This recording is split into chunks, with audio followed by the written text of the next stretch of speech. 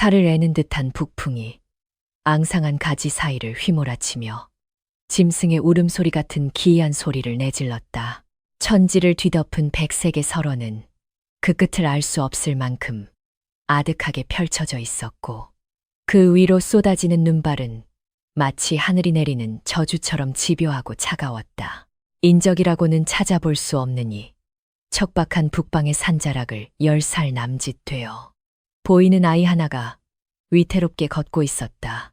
여름이라는 이름과는 어울리지 않게 아이는 넋마나 다름없는 얇은 삼배옷을 여러 겹 껴입은 채 추위에 떨고 있었다. 헝클어진 머리카락 사이로 드러난 두 눈은 굶주린 늑대 새끼처럼 형형하게 빛나고 있었는데 그것은 오직 생존을 위해 본능적으로 단련된 야생의 눈빛이었다. 등에는 낡아빠진 대나무 챔리가 얹혀 있었고 그 안에는 언 땅을 파헤쳐 겨우 건진 챔뿌리 몇 개와 녹슨 쇠칼 하나가 덜그럭거리며 구슬픈 소리를 냈다. 여름은 평범한 아이가 아니었다. 녀석은 이 산골짜기에서 시체꾼이라 불리는 타인의 불행을 먹고 사는 존재였다. 혹독한 추위나 산짐승의 습격, 혹은 도적대의 칼날에 목숨을 잃은 객사자들의 품을 뒤져 엽전 몇 푼이나 팔아먹을 만한 물건을 챙기는 것이 녀석의 유일한 생계수단이었다. 여름의 시선은 쉴 새 없이 눈밭 위를 훑으며 부자연스럽게 솟아오른 눈무덤이나 핏자국을 찾고 있었다. 겨울은 산짐승들에게는 시련의 계절이었으나 시체꾼에게는 풍요의 계절이기도 했다. 그러나 오늘은 유난히도 산이 조용했다. 얼어 죽은 노루 한 마리조차 보이지 않는 날이었다. 뱃속에서는 천둥 같은 꼬르륵 소리가 울려 퍼지며 녀석의 비참한 처지를 상기시켰다. 오늘마저 공칠 수는 없다는 절박함이 녀석의 언발을 억지로 떼게 만들었다. 그때였다. 여름의 날카로운 눈매가 벼랑 끝에 위태롭게 서 있는 거대한 설송 아래를 향해 꽂혔다. 눈의 무게를 이기지 못하고 축 늘어진 가지들 아래로 주변의 백색과는 확연히 대조되는 검붉은 덩어리가 눈에 들어왔다. 눈이 반쯤 덮여 있었지만 그것은 분명 사람의 형상이었다. 여름의 심장이 쿵쾅거리며 요동치기 시작했다. 두려움보다는 기대감이 앞선 탓이었다. 경험상 저토록 깊은 산중까지 들어와 죽은 이들은 대개 사연 있는 도망자이거나 길 잃은 상인인 경우가 많았다. 어느 쪽이든 녀석에게는 횡재수였다. 여름은 숨소리마저 죽인 채 마치 먹잇감을 발견한 살개처럼 조심스럽게 그 검은 형상을 향해 다가갔다. 발자국 소리가 눈 속에 파묻혀 들리지 않았다. 가까이 다가갈수록 피비린내가 진동을 했다. 맑고 차가운 겨울 공기조차 그 역한 냄새를 완전히 지우지는 못했다. 설송 아래 쓰러져 있는 자는 거구의 사내였다. 짙은 남색, 비단 옷은 곳곳이 찢겨나가 살점이 드러나 있었고 그 상처마다 검게 굳은 피딱지가 덕지덕지 엉겨붙어 있었다. 산발한 머리카락이 얼굴을 뒤덮고 있어 생사를 가늠하기 어려웠으나 엎드린 자세로 미동조차 없는 것을 보아하니 숨이 끊어진 지 꽤 된 듯 싶었다.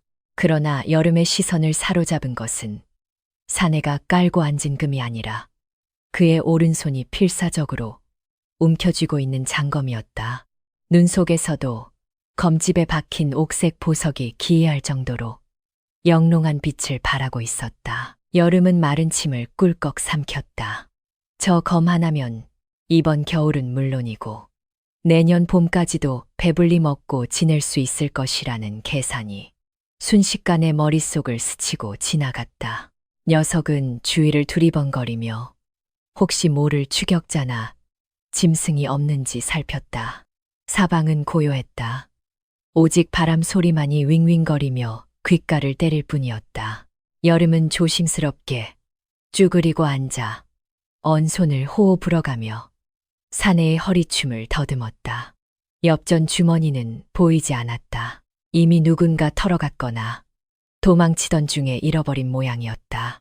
실망감이 밀려왔지만 아직 저 보검이 남아 있었다. 여름은 떨리는 손을 뻗어 사내의 손가락을 하나씩 펴기 시작했다. 죽은 자의 악력이라기에는 지나치게 강했다. 마치 죽어서도 검을 놓지 않겠다는 원념이 서린 듯했다. 이보시오, 아저씨. 어차피 죽은 마당에 검이 무슨 소용이요. 산 사람이라도 살아야지. 여름이 중얼거리며 전 먹던 힘까지 짜내어 사내의 손가락을 비틀었다. 차가울 줄 알았던 사내의 피부에서 미세한 온기가 느껴진 것은 바로 그 순간이었다. 여름은 화들짝 놀라 손을 떼고 뒷걸음질 쳤다. 살아있다. 이 눈보라 속에서 저렇게 많은 피를 쏟고도 아직 목숨줄이 붙어 있는 것이다. 녀석의 등줄기로 식은땀이 흘러내렸다. 죽은 자는 말이 없지만 산 자는 후환을 남기는 법이었다. 더군다나 저런 흉기를 지닌 자라면 더욱 위험했다. 도망쳐야 한다는 본능과 눈앞의 보물을 포기할 수 없다는 욕망이 팽팽하게 맞섰다. 망설임은 길지 않았다. 여름은 다시금 사내에게 다가갔다. 어차피 숨이 턱 밑까지 차오른 목숨이다. 검만 빼내어 달아나면 그만이었다. 녀석이 다시 검자루에 손을 댄 순간 눈밭에 처박혀 있던 사내의 고개가 스윽 들렸다. 헝클어진 머리카락 사이로 드러난 두 눈은 붉게 충혈되어 있었고 그 안에는 짐승과도 같은 살기가 이글거리고 있었다. 여름이 비명을 지를 새도 없이 사내의 왼손이 벼락같이 뻗어나와 아이의 가느다란 손목을 낚아챘다. 쇠고랑 같은 악력이었다. 뼈가 으스러질 듯한 고통에 여름은 쇳소리 섞인 비명을 질렀다. 사내는 상반신을 비틀거리며 일으키려다 이내 힘에 부친 듯 다시 고꾸라졌지만 손목을 쥔 손만은 절대 놓지 않았다. 누구냐? 쥐새끼 같은 놈이. 사내의 목소리는 굵은 모래를 씹는 듯 거칠고 탁했다. 죽음의 문턱을 넘나드는 자의 목소리라고는 믿기지 않을 만큼 위압적이었다. 여름은 공포에 질려 입술이 파르르 떨렸다. 이것은 평범한 상인의 기백이 아니었다. 사륙이 난무하는 전장에서 수많은 목숨을 베어 넘긴 자만이 가질 수 있는 피에 젖은 무인의 기운이었다. 여름은 울먹이며 소리쳤다. 아니에요. 저는 그냥 지나가던 길이었어요. 이거나요. 아프단 말이에요. 아이의 필사적인 외침에도 사내의 눈빛은 흐트러지지 않았다. 그는 흐릿해지는 의식 속에서도 눈앞의 존재가 적의 첩자인지 아니면 단순한 좀도둑인지를 가늠하려는 듯했다. 사내의 거친 숨소리가 챈챈거리며 들려왔다. 그는 고열에 시달리고 있는 것이 분명했다. 쥐고 있는 손목을 통해 불덩이 같은 열기가 전해져 왔다. 물. 사내가 쉰 목소리로 내뱉은 단어는 지극히 짧고 간절했다. 그 한마디에 여름에 굳어있던 심장이 묘하게 요동쳤다. 금방이라도 자신의 목을 베어버릴 것 같던 귀신 같은 사내가 고작 물 한 모금을 구걸하고 있는 것이다. 그 처절한 모습이 역병에 걸려 물 한 모금 제대로 마시지 못하고 떠난 어미의 마지막 모습과 겹쳐 보였다. 여름은 입술을 깨물었다. 저 손을 뿌리치고 도망칠 기회는 지금뿐일지도 몰랐다. 하지만 발이 떨어지지 않았다. 물 주면 이거 놓을 거예요. 여름이 떨리는 목소리로 물었다. 사내는 대답 대신 힘겹게 눈꺼풀을 깜빡였다. 그것을 긍정의 신호로 받아들인 여름은 조심스럽게 그러나 단호하게 말했다. 약속 지켜요. 안 그러면 내가 대칠 후려칠 거니까. 녀석은 짐짓 센 척을 하며 주변의 깨끗한 눈을 나무 그릇에 퍼담았다. 그리고는 그릇을 자신의 품속 낡은 저고리 안쪽 맨살에 밀어 넣었다. 차가운 눈 그릇이 닿자 살점이 떨어져 나갈 듯한 한기가 온몸을 덮쳤지만 여름은 이를 악물고 참아냈다. 자신의 체온으로 눈을 녹이는 것 외에는 방법이 없었다. 시간이 얼마나 흘렀을까. 품속에 눈이 녹아 미지근한 물이 되었을 즈음 여름은 덜덜 떨며 그릇을 꺼냈다. 사내는 이미 의식을 잃은 듯 눈을 감고 있었지만 손목을 쥔 힘은 여전했다. 여름은 사내의 머리를 힘겹게 들어 자신의 허벅지 위에 올렸다. 그리고 조심스럽게 입가에 물을 흘려 넣었다. 물기가 닿자 사내의 목을 대가 본능적으로 움직였다. 꿀꺽꿀꺽 메마른 돼지가 비를 빨아들이듯 사내는 개걸스럽게 물을 삼켰다. 그릇이 비워지자 사내의 손에서 힘이 스르르 빠져나갔다. 툭 하고 손목이 눈 위로 떨어졌다. 자유였다. 여름은 얼른 일어나 뒷걸음질 쳤다. 이제 저 보검을 챙겨 떠나면 그만이었다. 그러나 아이의 시선은 자꾸만 사내의 창백한 얼굴에 머물렀다. 눈이 점점 거세지고 있었다. 이대로 두면 오늘 밤을 넘기지 못하고 얼어 죽을 것이 자명했다. 녀석은 머리를 쥐어뜯으며 괴로워했다. 아, 진짜 내가 미쳤지. 그냥 가면 되는데. 여름은 허공에 대고 발길질을 해댔다. 그러나 결국 녀석은 다시 사내에게로 다가갔다. 어미가 남긴 유언. 사람이 사람을 버리면 짐승만도 못한 것이다 라는 말이 귓가에 맴돌았기 때문이었다. 내가 전생에 무슨 죄를 지어서.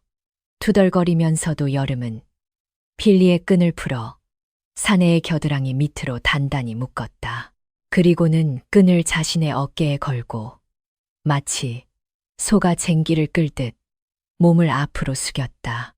이보슈 아저씨, 살려주면 밥값은 해야 하오.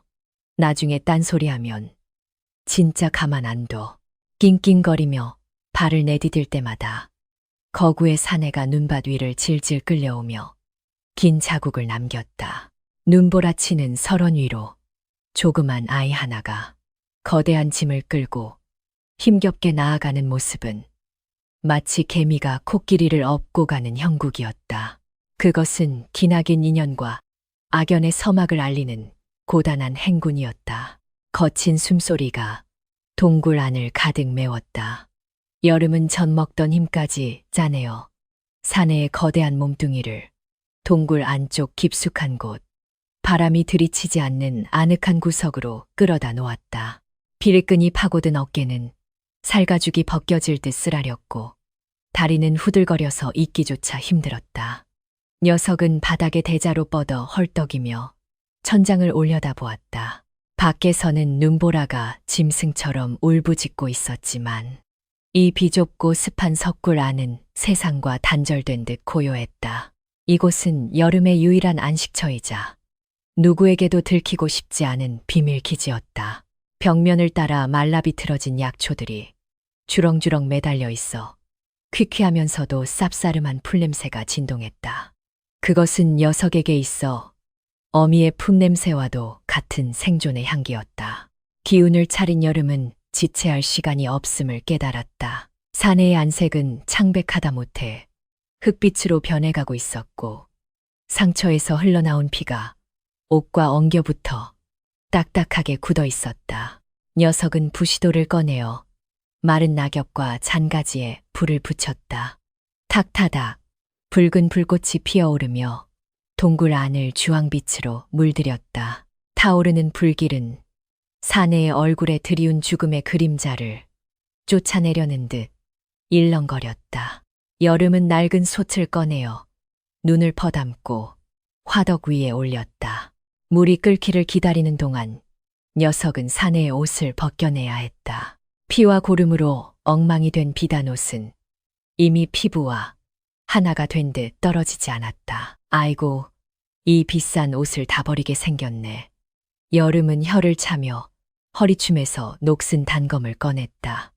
옷을 살리려다가는 사내의 살점이 떨어져 나갈 판이었다. 녀석은 과감하게 사내의 저고리를 찢어 발겼다. 드러난 사내의 상반신은 처참했다. 가슴을 가로지르는 긴 검상뿐만 아니라 등과 어깨 곳곳에 오래된 흉터들이 지렁이처럼 얽혀 있었다. 그것은 단순한 상처가 아니라 이 사내가 걸어온 험난한 무인의 길을 보여주는 훈장과도 같았다. 여름은 잠시 그 위압적인 몸뚱이에 압도되어 침을 삼켰으나 이내 정신을 차리고 뜨거운 물에 적신 천으로 상처 부위를 닦아내기 시작했다. 사내는 고통스러운지 미간을 찌푸리며 끙끙 앓는 소리를 냈다. 여름은 능숙한 손놀림으로 상처를 소독했다. 변변한 약재가 있을 리 만무했다. 녀석은 동굴 구석에 말려두었던 쑥과 엉겅퀴를 한 움큼 집어 입안에 넣고 잘근잘근 씹었다. 쓴 물이 목구멍으로 넘어왔지만 꾹 참고 곤죽이 될 때까지 씹은 뒤 그것을 사내에 벌어진 상처 위에 뱉어 발랐다. 민간에서 쓰는 가장 원시적이고도 확실한 지혈법이었다. 따가워도 참아요. 이게 다 살자고 하는 짓이니 여름이 중얼거리며 찢어낸 옷가지로 사내의 가슴을 단단히 동여맸다. 응급처치가 끝나자 이번에는 허기가 밀려왔다. 사내도 사내지만 자신 또한 하루 종일 아무것도 먹지 못한 상태였다. 여름은 오늘 캐온 띠뿌리 모근을 꺼냈다. 겨울을 나기 위해 땅속 깊이 박혀있던 하얀 뿌리들은 흙투성이었지만 씹으면 달짝지근한 물이 나오는 귀한 식량이었다. 녀석은 돌멩이로 뿌리를 치시겨 즙을 내고 남은 찌꺼기까지 모조리 솥에 넣었다. 맹물에 띠뿌리만 넣고 끓이는 형편없는 죽이었지만 굶주린 배를 채우기에는 부족함이 없었다. 보글보글 끓어오르는 소리와 함께 구수한 흙냄새와 단내 섞인 김이 피어올랐다. 그 냄새가 자극이 되었을까. 죽은 듯 누워있던 사내의 손가락이 움찔했다. 민기탄은 깊은 어둠 속에서 의식을 되찾았다. 전신의 근육이 비명을 지르는 듯한 통증이 느껴졌지만 오랜 세월 전장을 누비며 단련된 본능은 고통보다 먼저 위험을 감지했다. 낯선 천장 타닥거리는 장작, 소리, 그리고 정체를 알 수 없는 냄새. 그는 반사적으로 허리춤을 더듬었다. 검이 없었다. 순간 등골이 오싹해지는 공포와 분노가 동시에 치밀어 올랐다. 그는 억지로 눈을 뜨고 흐릿한 시야를 확보하려 애썼다. 불빛 아래 작고 꾀죄죄한 그림자 하나가 솥을 휘젓고 있는 모습이 들어왔다. 민기탄은 이를 악물고 몸을 일으키려 했다. 누구냐? 내 검은 어디에? 목소리는 갈라져 쇳소리가 났지만 그 안에 담긴 살기만은 여전했다. 그는 저 작은 그림자가 자신을 암살하러 온 자객의 수하일지도 모른다고 의심했다. 아니면 독을 탄 음식을 먹여 자신을 서서히 죽이려는 계략일 수도 있었다. 배신으로 얼룩진 그의 삶은 타인의 호의를 순수하게 받아들일 수 없게 만들었다. 여름은 솥을 젓던 나무 주걱을 멈추고 덤덤하게 고개를 돌렸다. 사내의 눈빛이 형형하게 빛나고 있었지만 이미 한바탕 소동을 겪은 뒤라 그런지 처음만큼 무섭지는 않았다. 일어났소. 움직이지 마시오. 기껏 꿰매놓은 상처 다 터지니까. 여름은 마치 말 안 듣는 동생을 나무라듯 퉁명스럽게 내뱉었다. 녀석은 바가지에 뜨거운 죽을 퍼 담으며 사내에게 다가갔다. 민기탄은 경계심을 늦추지 않은 채 뒤로 물러나려 했으나 등이 차가운 바위 벽에 닿아 더 이상 물러설 곳이 없었다. 내 검을 내놓아라. 민기탄이 으르렁거렸다. 여름은 턱짓으로 동굴 한 구석을 가리켰다. 거기에는 옥색 보석이 박힌 장검이 얌전히 놓여 있었다. 저기 있잖수. 훔쳐갈 거였으면 진작 들고 튀었지. 여기까지 낑낑대며 끌고 왔겠소. 사람을 뭘로 보고. 여름은 콧방귀를 끼며 김이 모락모락 나는 바가지를 사내의 코앞에 들이밀었다. 자, 드시오. 독 안 탔으니까. 민기탄은 눈앞에 걸쭉하고 희끄무레한 죽을 내려다보았다. 흙탕물 같은 색깔에 정체불명의 건더기가 떠다니는. 그것은 도저히 사람이 먹을 음식으로 보이지 않았다. 이게 무엇이냐? 그가 혐오감 어린 표정으로 물었다. 왕실의 연회와 장군의 식탁에만 익숙했던 그에게. 구황작물로 끓인 죽은 짐승의 먹이처럼 보였을 것이다. 여름은 기가 막히다는 듯 혀를 찼다. 띠뿌리 죽이요. 배가 불렀구만. 배가 불렀어. 이게 얼마나 귀한 건지. 아쉬워 언 땅을 파헤쳐서 겨우 구한 거란 말이오. 여름은 의심 가득한 사내에 눈초리를 읽고는 보란 듯이 숟가락으로 죽을 크게 한술 떠서 자신의 입에 넣었다. 달다 달아. 보시오. 내가 먼저 먹었으니 독이 들었으면 내가 먼저 죽을 거 아니오. 녀석은 입맛을 다시며 짐짓 과장된 표정으로 죽을 삼켰다. 뱃속으로 따뜻한 기운이 퍼져나가자 굳어있던 몸이 풀리는 기분이었다. 민기탄은 그제야 조금 경계를 풀었다. 꼬르륵 천하를 호령하던 장군의 배에서 채통 없는 소리가 울려 퍼졌다. 민기탄은 굴욕감에 얼굴이 화끈거렸으나 생존 본능은 자존심보다 강했다. 그는 떨리는 손으로 바가지를 받아 들려 했다. 그러나 부상 입은 팔에는 힘이 들어가지 않았다. 손을 뻗자마자 격통이 밀려와 바가지를 쏟을 뻔했다.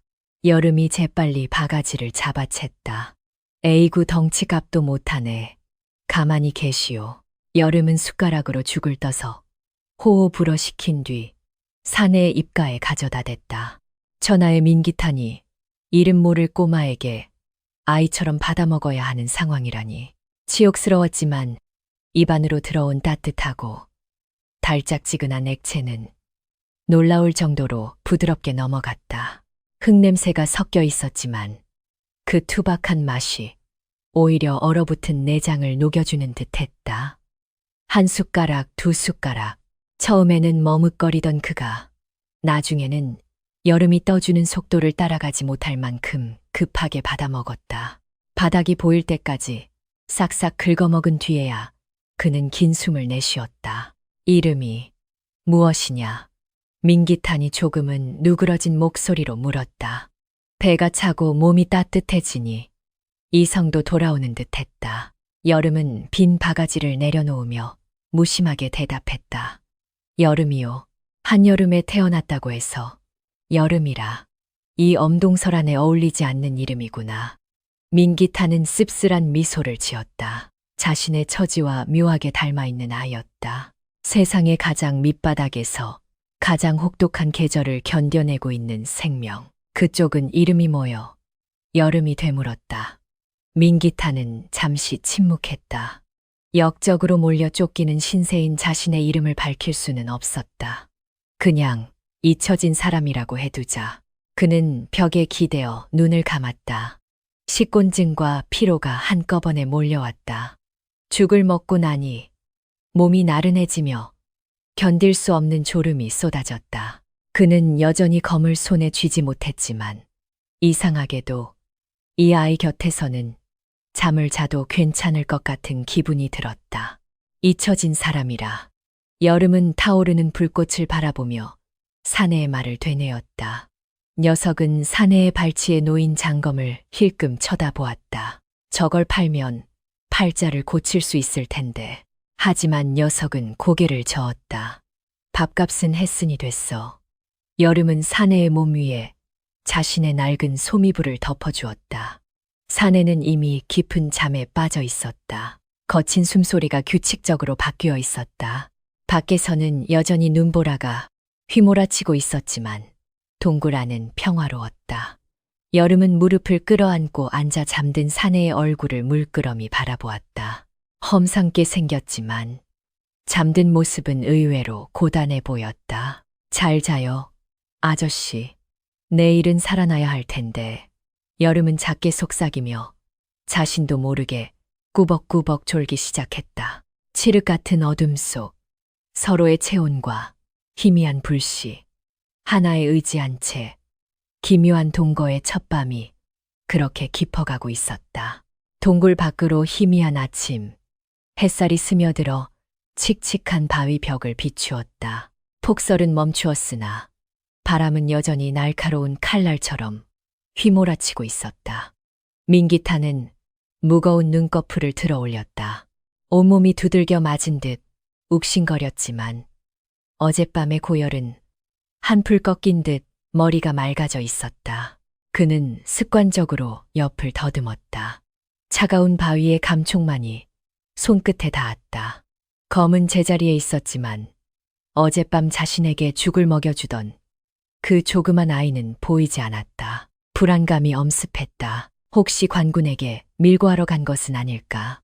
의심은 독버섯처럼 피어올라 그의 이성을 갉아먹으려 했다. 그때 동굴 입구를 가린 낡은 거적대기가 들춰지며 여름이 들어왔다. 녀석의 품에는 눈 묻은 죗감과 죽은 책 한 마리가 들려 있었다. 일어났수 팔자도 좋네. 해가 중천인데 아직도 자빠져 자고. 여름은 채를 바닥에 툭 던지며 퉁명스럽게 내뱉었다. 민기타는 안도의 한숨을 내쉬며 긴장을 풀었다. 녀석은 콧노래를 흥얼거리며 능숙하게 캣의 털을 뽑기 시작했다. 그 모습이 너무나 태연하여 민기타는 자신이 과민 반응했음을 깨닫고 쓴 웃음을 지었다. 상처 좀 봅시다. 덧났으면 큰일이니. 고 손질을 마친 여름이 다가와 민기탄의 옷자락을 들췄다. 녀석의 손은 차가웠지만 손놀림은 거침이 없었다. 어제 대충 동염해둔 천을 풀자 붉게 부어오른 검상이 드러났다.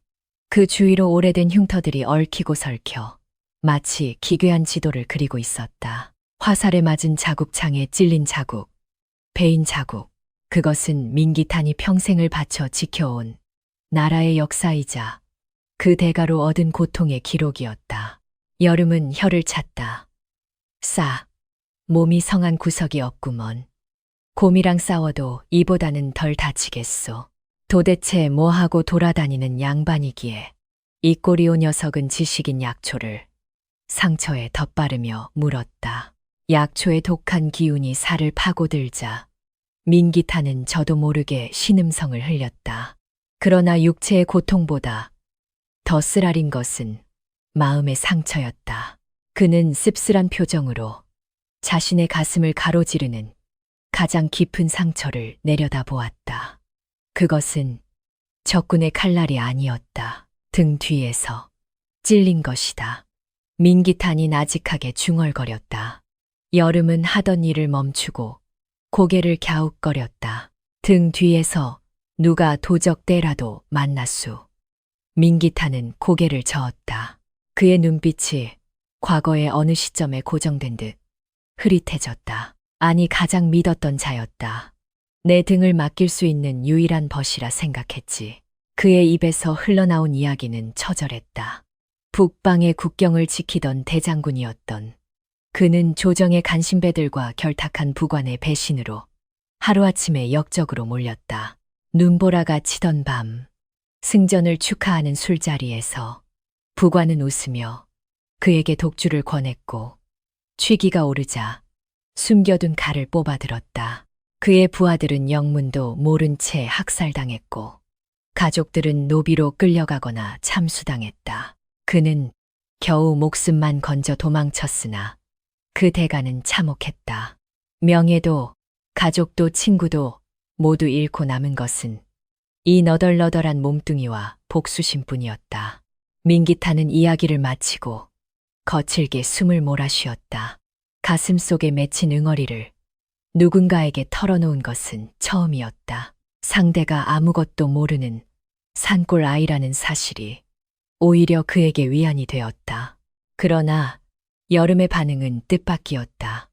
녀석은 눈 하나 깜짝하지 않고 덤덤하게 약초를 바르고 있었다. 그러니까 댁 친구라는 놈이 댁 자리를 뺏으려고 뒤통수를 쳤다. 이거지. 시장 통거지들이나 하는 짓을 나라시라는 양반들이 하고 자빠졌네. 여름의 단순 명쾌한 요약에 민기탄은 말문이 막혔다. 복잡한 정치적 음모와 권력 다툼을 거지들의 싸움으로 치부해버리는 아이의 통찰력에 헛웃음이 나왔다. 그래, 내 말이 맞다. 그들은 굶주린 거지. 때보다 더한 탐욕을 가진 자들이지. 그가 자주 섞인 목소리로 대답했다. 여름은 붕대를 단단히 매듭지으며 자신의 낡은 소매를 걷어 올렸다. 가느다란 팔뚝에 희미한 화상 자국이 남아 있었다. 나도 알아요, 그 기분. 댁은 친구한테 당했지만 우리 부모님은 나라님들한테 당했으니까. 민기탄의 눈이 커졌다. 그게 무슨 소리냐. 여름은 무심하게 불쏘시개를 휘적거렸다. 3년 전이었나 아랫마을에 역병이 돌았수. 관아에서는 병이 퍼진다고 마을 입구를 막고 불을 질렀지. 사람들 못 나오게 하려고.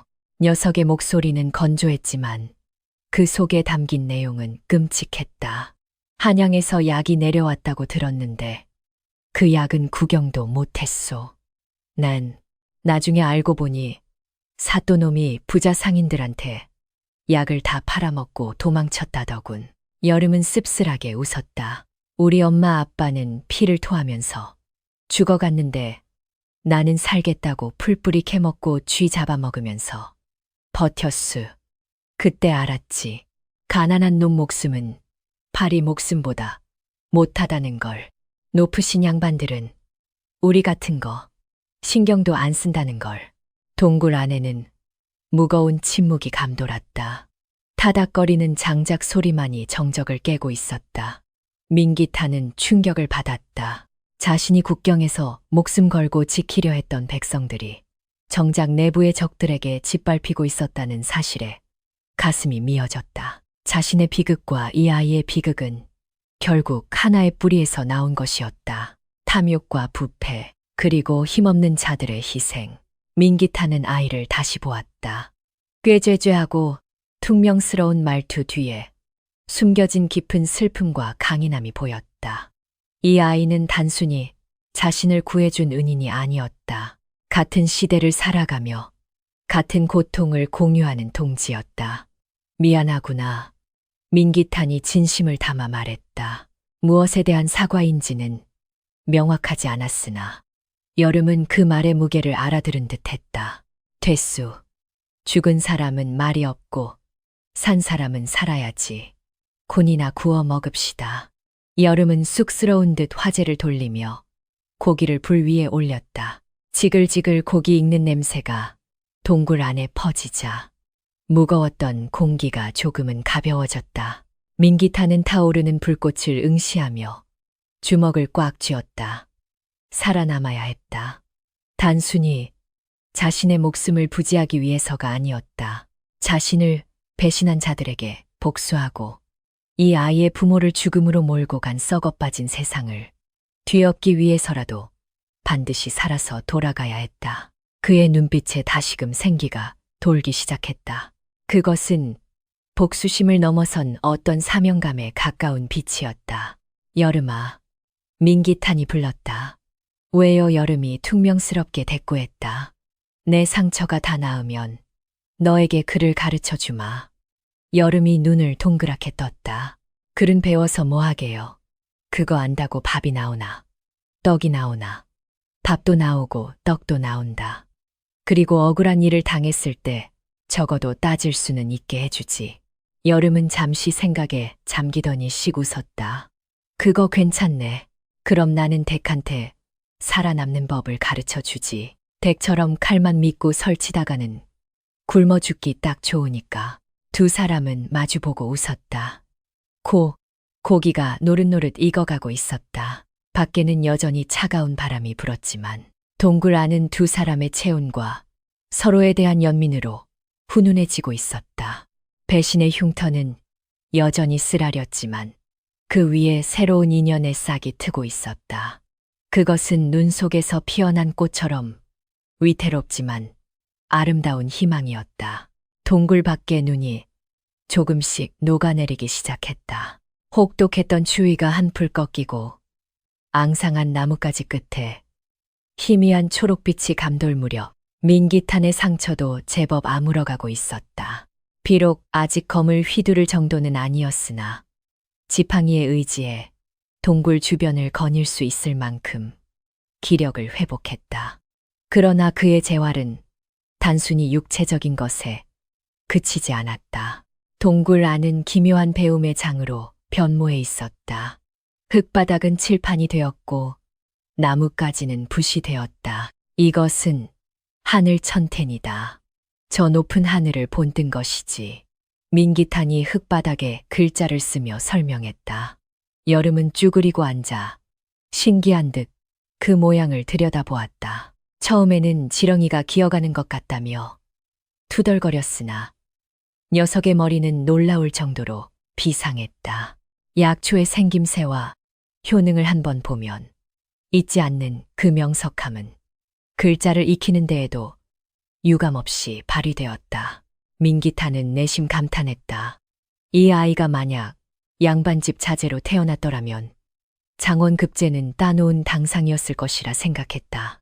하늘천, 땅지, 여름이 나뭇가지로 꾹꾹 눌렀으며 중얼거렸다. 아저씨, 근데 이 글자를 알면 쌀이 나온다면서요. 언제 나오는 거요? 녀석의 엉뚱한 질문에 민기탄은 피식 웃음을 터뜨렸다. 당장은 아니지만 언젠가 네가 세상에 나갔을 때 남들에게 속지 않고 네 몫을 챙길 수 있게 해줄 것이다. 그것이 쌀보다 더 귀한 것이다.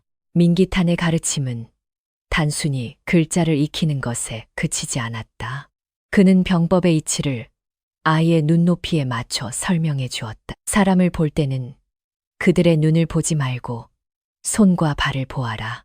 입으로는 거짓을 말할 수 있어도 손발의 굳은 살과 움직임은 그 사람이 살아온 삶을 속일 수 없는 법이다. 그것은 전장에서 수많은 적과 아군을 상대하며 터득한 생존의 지혜였다. 여름은 고개를 끄덕이며 경청했다. 시장통에서 눈치로만 알았던 것들이 체계적인 지식으로 정리되는 느낌이었다. 반대로 오후가 되면 스승과 제자의 위치가 뒤바뀌었다. 이번에는 여름이 민기탄을 가르칠 차례였다. 아저씨 이거 보시오. 이건 개똥쑥이고 이건 동미나리요. 비슷하게 생겼지만 냄새부터 다르다고. 여름은 두 가지 풀을 코앞에 들이밀었다. 민기탄은 난감한 표정으로 풀 냄새를 맡았다.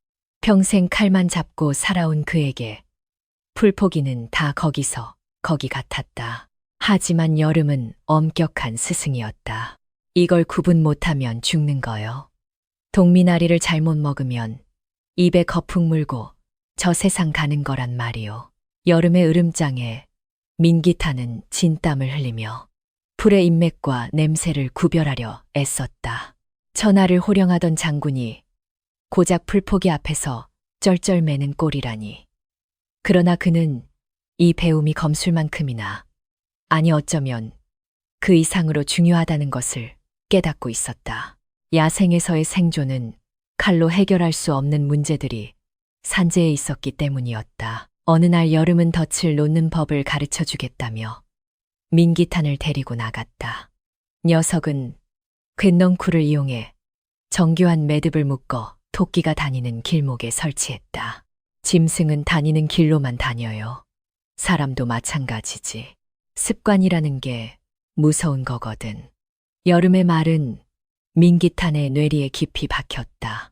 적의 습관을 파악하여 허를 찌르는 것, 그것이 바로 병법의 핵심이 아니던가. 이 아이는 본능적으로 병법을 체화하고 있었다. 민기탄도 덫을 놓아보려 했으나 투박한 손은 자꾸만 미끄러졌다.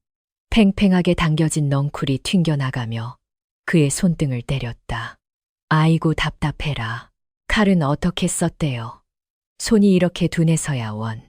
여름이 깔깔거리며 놀려댔다. 민기탄은 머쓱하게 웃으며 붉어진 손등을 문질렀다. 이상하게도 그 핀잔이 기분 나쁘지 않았다. 오히려 오랜만에 느껴보는 평범한 일상의 즐거움 같았다. 해가 뉘엿뉘엿 저물어가고 두 사람은 동굴 앞에 나란히 앉아 모닥불을 쬐었다. 타닥거리는 불길 속에서 민기탄은 여름의 옆모습을 물끄러미 바라보았다. 불빛에 비친 아이의 얼굴은 며칠 새 조금은 살이 올라 있었다. 처음 만났을 때의 그 날카롭고 경계심 가득했던 눈빛은 사라지고 호기심과 생기로 반짝이고 있었다. 민기탄은 문득 이 아이가 자신의 죽어가던 영혼에 숨을 불어넣어준 해독제 같다는 생각이 들었다. 여름아, 왜요? 너는 커서 무엇이 되고 싶으냐? 여름은 타오르는 불꽃을 멍하니 바라보다가 입을 열었다. 글쎄요, 그냥 뱉지 않고 남한테 아쉬운 소리 안 하고 사는 거야. 그리고 녀석은 잠시 망설이다가 덧붙였다. 아픈 사람들 고쳐주는 의원이나 될까 봐요. 우리 엄마 아빠처럼 돈 없어서 죽는 사람 없게. 그 소박하면서도 위대한 꿈의 민기타는 가슴이 뭉클해졌다. 자신은 평생 사람을 죽이는 법만 연구해 왔는데 이 아이는 살리는 법을 꿈꾸고 있었다. 그는 조용히 다짐했다. 이 아이의 꿈을 지켜주리라. 자신의 복수가 끝나는 날, 이 아이가 더 넓은 세상으로 나아갈 수 있도록 길을 열어주리라. 좋은 꿈이구나. 네가 의원이 되면 내 목숨은 너에게 맡기마. 민기탄이 부드럽게 말했다. 에이, 아저씨는 튼튼해서 나한테 올 일 없을 거요. 그리고 내 진료비는 비싸니까 미리 돈이나 많이 벌어두시오. 여름이 장난스럽게 받아쳤다. 그날 밤, 민기탄은 검을 꺼내 들었다. 달빛 아래 서슬퍼런 칼날이 차가운 빛을 뿜어냈다. 그는 검을 어루만지며 생각에 잠겼다. 예전에는 이 검이 권력의 상징이자 힘의 과시였다면 이제는 지켜야 할 것을 지키기 위한 수단이 되어야 했다. 그는 검끝을 들어 허공을 향해 천천히 그러나 힘있게 찔러 넣었다. 아직 팔이 떨리고 숨이 찼지만 검에 실린 기운은 예전보다 훨씬 묵직하고 단단해져 있었다. 여름은 잠결에 눈을 뜨고 그 모습을 지켜보았다. 달빛을 받으며 검을 휘두르는 민기탄의 모습은 마치 춤을 추는 학처럼 우아하면서도 슬퍼 보였다. 녀석은 다시 눈을 감으며 생각했다. 저 아저씨는 꼭 다시 일어설 것이다. 그리고 자신도 저 아저씨처럼 강해질 것이다. 봄이 오고 있었다. 그러나 봄과 함께 그들을 위협하는 검은 그림자도 서서히 다가오고 있었다. 바람에 실려오는 냄새가 심상치 않았다. 그것은 꽃내음이 아니라 피비린내 섞인 살기였다. 민기탄은 검을 거두고 어둠이 깔린 숲을 응시했다. 평화로운 시간은 이제 끝났다. 준비해야 했다. 봄 기운이 완연한 산자락에 불길한 그림자가 드리워졌다. 평소라면 산짐승들의 활기찬 울음소리로 가득 차야 할 숲이 오늘은 이상하리만치 고요했다. 바람조차 숨을 죽인 듯 적막한 가운데 오직 까마귀 떼만이 하늘 높이 원을 그리며 맴돌고 있었다. 그 기분 나쁜 울음소리는 마치 누군가의 죽음을 예고하는 장송곡처럼 들려왔다. 약초를 캐러 나갔던 여름은 본능적으로 몸을 낮췄다.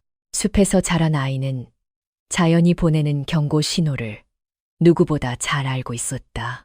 녀석은 나무 뒤에 숨어 까마귀들이 주시하고 있는 곳을 향해 시선을 고정했다. 산 아래쪽 눈이 녹아 질퍽해진 오솔길을 따라 검은 옷을 입은 사내들이 올라오고 있었다. 그들은 사냥꾼이 아니었다. 발소리를 죽이며 이동하는 날렵한 몸놀림, 허리춤에 매달린 서슬, 퍼런 칼날, 그리고 온몸에서 뿜어져 나오는 살기는 평범한 사람의 것이 아니었다. 살수들이었다. 그들의 발걸음은 정확히 여름과 민기탄이 은신하고 있는 동굴 쪽을 향하고 있었다. 여름의 심장이 쿵쾅거렸다. 올 것이 왔다. 녀석은 챙걸음으로 숲을 가로질러 동굴을 향해 내달렸다. 아저씨, 큰일 났어요. 놈들이 왔어요. 여름이 헐떡이며 동굴 안으로 뛰어들었다. 민기탄은 이미 검을 갈고 있었다. 그는 녀석의 다급한 외침에도 놀란 기색 없이 천천히 고개를 들었다. 예리하게 날이 선 검날이 어둠 속에서 번뜩였다. 몇 놈이나 되더냐. 그의 목소리는 침착했지만 눈빛은 깊은 호수처럼 가라앉아 있었다. 여름은 숨을 고르며 손가락 10개를 펴보였다. 10명은 좋게 넘어 보여요. 다들 칼을 차고 있고 눈빛이 살벌해요. 민기탄은 짧게 한숨을 내쉬었다. 자신의 몸 상태는 아직 온전치 못했다. 1대1이라면 모를까 10여 명의 숙련된 살수들을 상대로 정면 승부를 벌이는 것은 자살행위나 다름없었다. 게다가 이 아이까지 지켜야 한다면 승산은 없었다. 그는 결단을 내린 듯 여름을 똑바로 쳐다보았다. 너는 지금 당장 짐을 챙겨 반대편 산등성이로 도망가라. 놈들은 나를 노리는 것이지. 너 같은 꼬마에게는 관심 없다. 무슨 소리를 하는 거예요? 아저씨, 혼자 죽으라고요. 여름이 펄쩍 뛰며 반박했다. 내가 아저씨 살리려고 그 고생을 했는데 이제 와서 죽게 내버려 두라고요. 어림도 없어요. 녀석의 눈에 눈물이 그렁그렁 맺혔지만 표정만은 단호했다. 민기타는 아이의 어깨를 잡고 흔들었다. 고집 피우지 마라. 놈들은 사람을 죽이는 기계들이다. 네가 있어봤자 짐만 될 뿐이다. 어서 가라. 그러나 여름은 물러서지 않았다. 짐이 아니라 길잡이가 될 거예요. 이 산은 내 구역이에요. 놈들이 아무리 날고 기어도 여기 지리는 나만큼 모를걸요. 녀석은 눈물을 훔쳐내고는 재빨리 동굴 구석에 숨겨두었던 밧줄과 덫을 챙겼다. 아저씨 다리로는 못 뛰잖아요. 놈들을 유인해서 함정에 빠뜨려야 해요. 내가 도와줄게요. 민기타는 잠시 말을 잇지 못했다. 이 작은 아이의 배포가 장군인 자신보다 더 컸다. 그는 고개를 끄덕였다. 더 이상 지체할 시간이 없었다. 두 사람은 동굴을 빠져나와 험한 바위 지대인 돌숲으로 향했다. 이곳은 바위들이 미로처럼 얽혀 있어 몸을 숨기기에 최적의 장소였다. 민기타는 일부러 흔적을 남겼다. 핏자국이 묻은 붕대 조각을 흘리고 나뭇가지를 꺾어 방향을 표시했다. 놈들을 자신들이 원하는 곳으로 끌어들여야 했다. 여름은 민기탄보다 앞서 달리며 지형지물을 이용해 즉석 덫을 설치했다. 팽팽하게 당겨진 텐농쿨 굴러 떨어지기 직전의 바위들. 그것들은 훌륭한 무기였다. 얼마 지나지 않아 살수들이 동굴에 도착했다. 우두머리로 보이는 자가 아직 온기가 남아있는 잿더미를 만져보고는 씩 웃었다. 멀리 가지 못했다. 피냄새가 진동을 하는군. 그들은 사냥개처럼 흔적을 쫓아 돌숲으로 들어섰다. 좁고 복잡한 바위 틈새는 그들의 대형을 무너뜨리기에 충분했다. 살수들은 흩어져 수색을 시작했다. 바로 그때였다. 지금이에요. 바위 위쪽에서 여름의 날카로운 외침이 들렸다. 동시에 우르릉거리는 소리와 함께 집채만 한 바위들이 경사면을 타고 굴러떨어졌다. 선두에 섰던 살수 2명이 비명도 지르지 못한 채 바위에 깔렸다. 당황한 살수들이 우왕좌왕하는 사이 바위 틈에서 민기탄이 튀어나왔다. 그의 검이 춤을 추듯 허공을 갈랐다. 약 가장 가까이 있던 살수의 목에서 붉은 선혈이 솟구쳤다. 이 쥐새끼 같은 놈이 살아남은 살수들이 도끼를 품고 달려들었다. 민기탄은 이를 악물고 검을 휘둘렀다. 챙챙새와 쇠가 부딪히는 소리가 계곡을 울렸다. 그는 부상당한 다리를 끌면서도 노련하게 공격을 받아냈다. 그러나 수적으로 너무나 불리했다. 한 놈을 베면 2놈이 달려들었고 그의 체력은 급격히 바닥나고 있었다. 상처가 터져 옷 위로 피가 배어 나왔다. 여름은 바위 꼭대기에서 이 광경을 지켜보고 있었다. 아저씨가 위험했다. 녀석은 품에서 주머니 하나를 꺼냈다. 그것은 독초 말린 가루와 매운 고춧가루를 섞어 만든 녀석만의 비장의 무기였다. 이거나 먹어라. 여름은 바람의 방향을 확인하고 주머니를 힘껏 던졌다. 주머니가 바위에 부딪혀 터지면서 붉은 가루가 안개처럼 피어올랐다. 으아! 눈 매운 가루를 뒤집어 쓴 살수들이 눈을 감싸쥐며 고통에 몸부림쳤다. 시야가 차단된 틈을 타 민기탄은 마지막 힘을 짜내어 적들의 빈틈을 파고들었다. 그의 검이 번개처럼 번뜩일 때마다 적들이 하나둘씩 쓰러졌다. 그러나 우두머리는 노련했다. 그는 옷자락으로 코와 입을 막고 민기탄의 등 뒤로 돌아들어 검을 찔러 넣었다. 민기탄이 신음하며 비틀거렸다. 칼끝이 어깨를 스치고 지나갔다. 우두머리가 다시 검을 들어 올리는 절체절명의 순간, 여름이 바위 위에서 몸을 날렸다. 녀석은 작은 원숭이처럼 우두머리의 등에 매달려 그의 눈을 손가락으로 찌르며 악을 썼다. 이 나쁜 놈아, 우리 아저씨 건드리지 마. 우두머리가 당황하여 몸부림치자 민기탄은 그 틈을 놓치지 않고 검을 찔러 넣었다. 우두머리는 단말마의 비명과 함께 쓰러졌다. 남은 살수들은 우두머리가 쓰러지자 전의를 상실하고 주춤거렸다. 민기탄은 피 묻은 검을 지팡이 삼아 겨우 서 있었다. 그의 온몸은 피투성이었고 눈빛만이 형형하게 빛나고 있었다. 더 덤빌 테냐, 지옥으로 보내주마.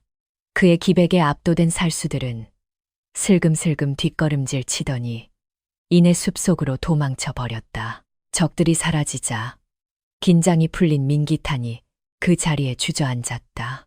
여름이 헐레벌떡 뛰어내려와 그를 부축했다.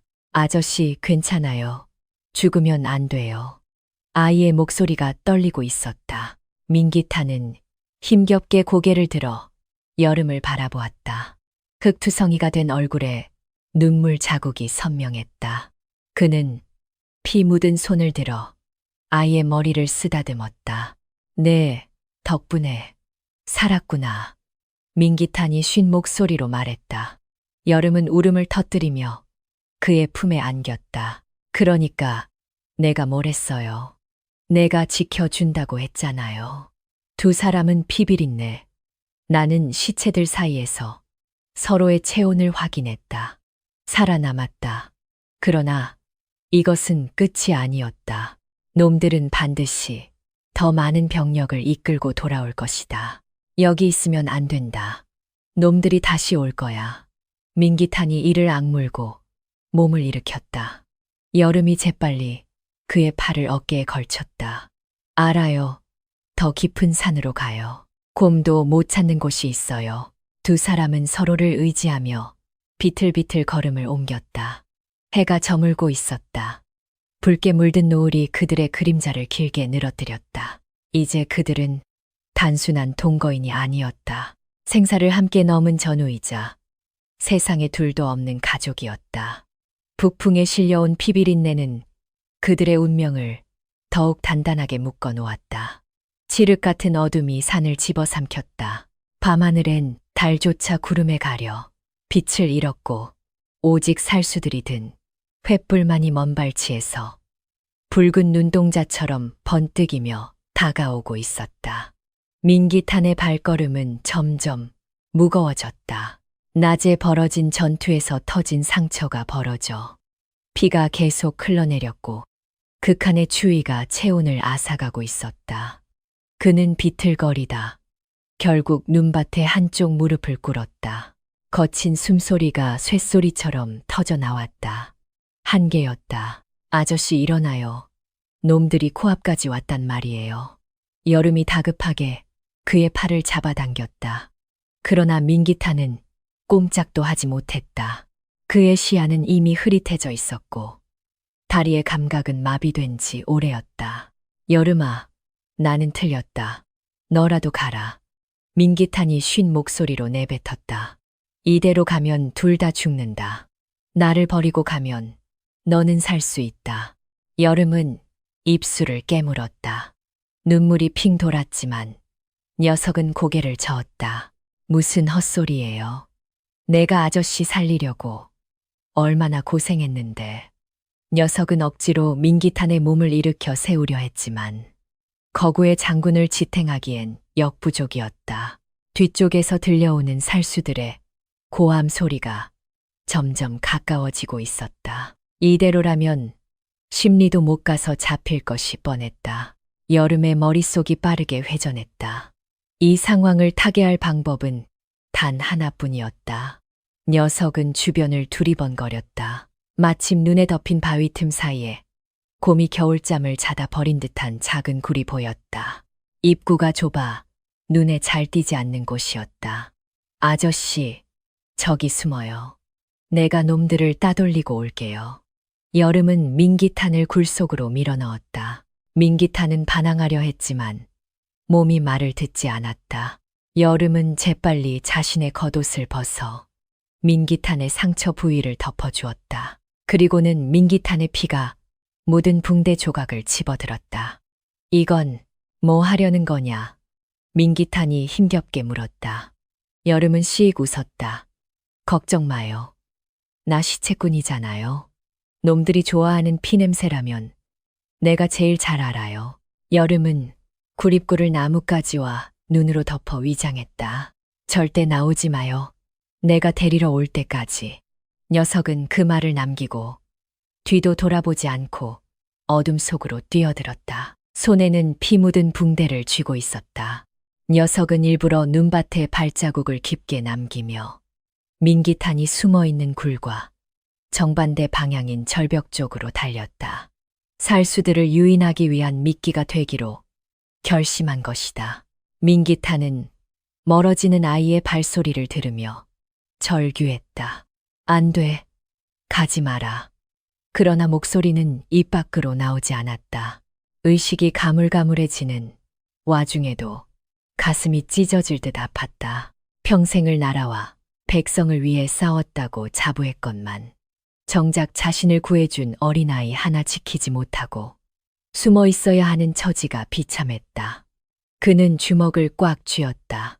손톱이 살을 파고들어 피가 났다. 한편 여름은 숨이 턱끝까지 차오르도록 달렸다. 심장이 터질 것 같았지만 멈출 수 없었다. 뒤에서 쫓아오는 살수들의 기척이 점점 가까워지고 있었다. 저기다, 발자국이 있다. 피 냄새가 난다. 놈들이 미끼를 물었다. 여름은 회심의 미소를 지었다. 이제 아저씨는 안전하다. 하지만 자신은 어떻게 될까? 두려움이 엄습했지만 녀석은 이를 악물었다. 부모님이 돌아가셨을 때처럼 무력하게 당하고만 있지는 않으리라. 여름은 험한 산세를 이용해 요리조리 피하며 놈들을 절벽 끝으로 유인했다. 이곳은 녀석이 약초를 캐러 다닐 때 눈여겨봐둔 막다른 길이었다. 더 이상 갈 곳이 없었다. 녀석은 절벽 끝에 서서 뒤를 돌아보았다. 10여 명의 살수들이 횃불을 들고 녀석을 포위해 오고 있었다. 그들의 눈에는 살기가 번들거렸다. 쥐 새끼 같은 놈 여기까지 도망쳤느냐. 우두머리로 보이는 자가 칼을 겨누며 다가왔다. 그놈은 어디 있느냐. 민기탄은 어디 숨겼어. 여름은 뒷걸음질 치며 침을 뱉었다. 지옥에 갔다. 너희들을 기다리고 있을걸. 녀석은 품속에서 마지막 남은 독가루 주머니를 꺼내 들었다. 건방진 것. 우두머리가 코웃음을 치며 달려들었다. 여름은 주머니를 던지려 했지만 놈들은 이미 한 번 당해본 터라 재빨리 입을 막고 흩어졌다. 독가루는 허공에 흩날렸다. 그 틈을 타 한 놈이 여름의 뒤로 돌아들어 칼을 휘둘렀다. 여름의 비명이 밤 공기를 갈랐다. 칼날이 녀석의 어깨를 깊게 베고 지나갔다. 붉은 선혈이 솟구쳤다. 여름은 비틀거리며 눈 위에 쓰러졌다. 고통이 온몸을 휘감았다. 이제 끝인가. 녀석은 흐릿해지는 시야로 다가오는 살수들의 그림자를 보았다.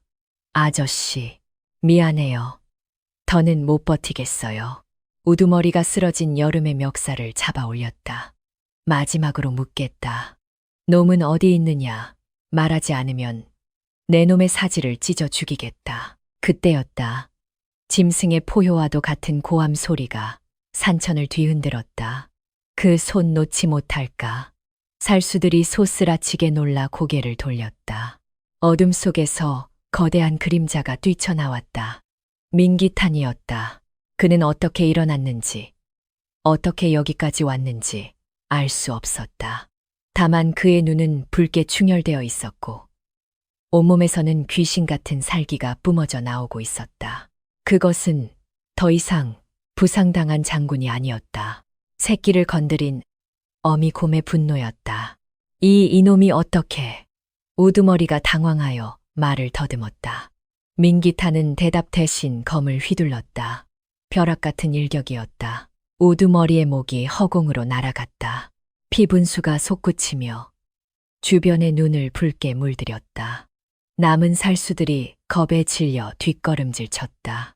그러나 민기탄은 멈추지 않았다. 그는 미친 듯이 검을 휘두르며 적진으로 파고들었다. 죽어라. 다 죽어. 민기탄의 외침은 처절했다. 그는 자신의 상처가 터지는 줄도 모르고 칼을 휘둘렀다. 한 놈, 두 놈, 세 놈. 살수들이 추풍낙엽처럼 쓰러졌다. 그것은 전투가 아니라 학살이었다. 분노와 죄책감, 그리고 공포가 뒤섞인 그의 검문은 잔혹하고도 슬펐다. 마지막 남은 살수 하나가 도망치려 했지만 민기탄은 쫓아가 그의 등에 검을 꽂아 넣었다. 모든 적이 쓰러지자 민기탄은 비틀거리며 여름에게 다가갔다. 여름아, 여름아, 그는 피투성이가 된 아이를 품에 안았다. 여름의 어깨에서는 피가 멈추지 않고 흘러나오고 있었다. 아이의 얼굴은 창백하게 질려 있었고 숨이 가빴다. 민기탄의 손이 덜덜 떨렸다. 안 돼. 죽으면 안 돼. 제발. 민기탄은 자신의 옷을 찢어 여름의 상처를 지혈했다. 그러나 피는 쉽게 멈추지 않았다. 그는 아이를 끌어안고 하늘을 향해 울부짖었다. 으악! 그 처절한 통곡이 메아리가 되어 산골짜기에 울려 퍼졌다. 평생을 전장에서 살면서 눈물 한 방울 흘리지 않았던 그였다.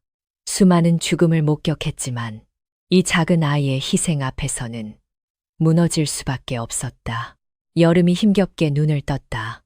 녀석은 흐릿한 눈으로 민기탄을 올려다보았다. 아저씨, 울어요. 덩치는 산만한 사람이. 꼴불견이네. 녀석이 힘없는 목소리로 농담을 던졌다. 민기탄은 눈물을 뚝뚝 흘리며 고개를 저었다. 그래, 내가 못나서 너를 이 꼴로 만들었구나. 미안하다. 정말 미안하다. 살았으니 됐어요. 여름이 희미하게 미소 지었다. 약속 지켜요. 나중에 밥값은 해야지. 녀석의 고개가 힘없이 툭 떨어졌다. 민기탄은 아이의 뺨을 어루만지며 오열했다. 그러나 슬픔에 잠겨 있을 시간조차 없었다. 이곳은 안전하지 않았다. 그는 이를 악물고 눈물을 닦았다. 민기탄은 의식을 잃은 여름을 등에 업었다. 아이의 체온이 등을 타고 전해져 왔다. 가볍다. 너무나 가볍다. 이 작은 등이 자신의 목숨을 지켜주었다. 그는 맹세했다. 내 목숨을 바쳐서라도 너를 살리겠다. 그리고 우리를 이렇게 만든 놈들에게 1000배만 배로 갚아주겠다. 가자 한양으로. 민기탄이 나직하게 읊조렸다. 그의 눈빛은 더 이상 도망자의 것이 아니었다. 그것은 복수의 화신이 된 수라의 눈빛이었다. 그는 피 묻은 검을 챙겨 들고 어둠 속을 걸어 나갔다. 등 뒤에는 목숨보다 소중한 아이를 업고 앞에는 피비린내. 나는 복수의 길을 향해 밤바람이 그의 젖은 뺨을 때렸지만 그는 멈추지 않았다. 이것은 끝이 아니라 진정한 싸움의 시작이었다. 한양의 성문은 견고해 보였으나 그 틈새는 썩어 문드러져 있었다. 달없는 못이슬은 그뱃밤 민기탄은 허리춤에 숨겨둔 옥패 조각 하나를 문지기에게 쥐어주고 손쉽게 숭례문을 통과했다. 뇌물에 눈먼 병졸들은 삿갓을 깊게 눌러쓴 사내와 그 등에 업힌 조그만 아이에게 눈길조차 주지 않았다. 화려한 불빛이 넘실거리는 운종가. 운종계의 거리는 여전했으나 그 뒷골목에는 악취와 신음이 가득했다. 민기탄은 익숙했던 대로가 아닌 오물과 가난이 흐르는 청계천 다리 밑으로 발걸음을 옮겼다. 그곳은 한양의 가장 낮은 곳이자 누구도 주목하지 않는 그림자들의 안식처였다. 등에 엎인 여름의 숨소리가 거칠었다. 상처에 도끼는 빠졌으나 열병이 끈질기게 아이를 괴롭히고 있었다. 민기 타는 썩은 냄새가 진동하는 다리, 밑 판잣집, 구석에 아이를 뉘었다. 낡은 거적대기를 덮어주었지만 아이는 사시나무 떨듯 떨고 있었다. 추워, 엄마, 추워. 헛소리를 내뱉는 아이의 이마는 불덩이처럼 뜨거웠다. 천하를 호령하던 장군의 무력도 이 작은 아이의 열병 앞에서는 무용지물이었다. 조금만 참거라. 약을 구해오마. 민기타는 이를 악물고 일어섰다. 수중에 돈은 한 푼도 없었다. 그는 품속에서 아껴두었던 단검 하나를 꺼냈다. 전장에서 생사고락을 함께했던 무기였으나 지금은 아이의 약값이 되어야 했다. 그는 얼굴을 삿갓으로 가린 채 전당포를 찾아갔다. 주인은 민기탄의 허름한 행색을 보고 헐값에 후려치려 했으나 삿갓 아래에서 번뜩이는 살기 어린 눈빛에 기가 눌려 제값을 치러주었다. 민기탄은 약재상으로 달려가 해열제와 금창약을 샀다. 돌아오는 길에 김이 모락모락 나는 흰쌀죽도 한 그릇 샀다. 다리 밑으로 돌아온 그는 서툰 솜씨로 약을 다렸다. 쓴 약 냄새가 판잣집을 채웠다. 그는 아이를 품에 안고 숟가락으로 약물을 조금씩 흘려 넣었다. 삼켜라, 제발 삼켜라. 그의 간절함이 통했는지 여름은 힘겹게 모굴대를 움직여 약을 받아 먹었다. 밤새도록 민기타는 아이의 곁을 지켰다. 물수건으로 이마를 닦아주고 식은 땀에 젖은 옷을 갈아입혔다. 화려한 장군의 갑옷 대신 누더기를 걸치고 칼 대신 물수건을 든 그의 모습은 영락없는 촌부였다. 그러나 그의 눈빛만은 그 어느 때보다 치열했다. 이것은 또 다른 전쟁이었다. 죽음의 신과 버리는 소리 없는 사투였다. 사흘이 지났다. 민기탄의 정성 덕분인지 여름의 열이 내리기 시작했다. 물, 아이가 갈라진 목소리로 물을 찾았다. 민기탄은 황급히 물바가지를 대령했다. 물을 마신 여름이 천천히 눈을 떴다. 흐릿한 시야에 수염이 덥수룩하고 웜한 눈을 한 사내가 들어왔다. 아저씨, 꼴이 그게 뭐예요? 산적 두목 같네. 녀석이 힘없이 웃으며 농담을 던졌다. 민기탄은 안도감에 긴 숨을 내쉬었다. 정신이 드느냐? 네가 죽는 줄 알고 10년 감수했다. 그는 짐짓 엄한 척 꾸짖었지만 목소리 끝이 떨리고 있었다. 여름은 주변을 둘러보았다. 익숙한 냄새, 익숙한 소음. 여기 청계천이죠. 냄새가 구수하니 고향 같네. 녀석은 몸을 일으키려다 상처가 당겨 찡그렸다. 움직이지 마라. 아직 다 낫지 않았다. 민기탄이 만류했다. 그러나 여름은 고개를 저었다. 누워있을 시간이 없어요. 아저씨 복수해야죠. 놈들이 여기 있는 줄 알면 금방 들이닥칠 거예요. 아이의 눈빛이 다시금 생기로 반짝였다. 내가 여기서 꽤 알아주는 정보통이었어요. 내 친구들을 불러야 해요. 여름은 민기탄에게 부탁해 다리 밑 거지들의 우두머리인 외눈박이 두꺼비를 찾아오게 했다. 민기탄은 반신반의하며 거지 소굴로 들어갔다. 험상궂은 거지들이 그를 애워쌌으나 민기탄이 여름의 징표인 부러진 비녀를 보여주자 태도가 돌변했다. 곧이어 외눈박이 사내가 나타났다. 그는 여름이 살아있다는 소식에 눈물을 글썽이며 달려왔다. 아이고, 우리 여름이가 살아있었다니. 죽은 줄 알고 제사까지 지냈는데 두꺼비는 여름을 보며 호들갑을 떨었다. 여름은 씩 웃으며 그의 손을 잡았다. 아직 안 죽었어. 두꺼비 아저씨 부탁이 있어. 한양 바닥 소문 좀 모아줘. 특히 곽대감 집안이랑 병조판서 쪽 동태를 샅샅이 뒤져봐. 거지들의 정보망은 놀라웠다. 그들은 한양 곳곳에 눈과 귀를 심어두고 있었다. 며칠 지나지 않아 정보가 쏟아져 들어왔다. 민기탄을 배신했던 부관, 이제는 병조 참판이 된 최무진이 곽대감의 딸과 혼인을 앞두고 있다는 소식이었다. 혼례식은 곽대감의 저택에서 성대하게 열릴 예정이었다. 그것은 민기탄에게는 절호의 기회이자 함정이 될 수도 있는 양날의 검이었다. 한편 민기탄은 자신의 옛 부하들과 접선하기 위해 은밀히 움직였다. 그는 기방 뒷문이나 대장간 구석에 그들만이 아는 암호를 남겼다. 부러진 칼 다시 별이다. 며칠 후 야심한 시각에 한 사내가 다리 밑을 찾아왔다. 그는 보부상 차림을 하고 있었으나 걸음걸이에는 무인의 기백이 서려 있었다. 민기탄의 충직한 부하이자 첩보를 담당했던 박가였다. 장군님, 살아계셨군요.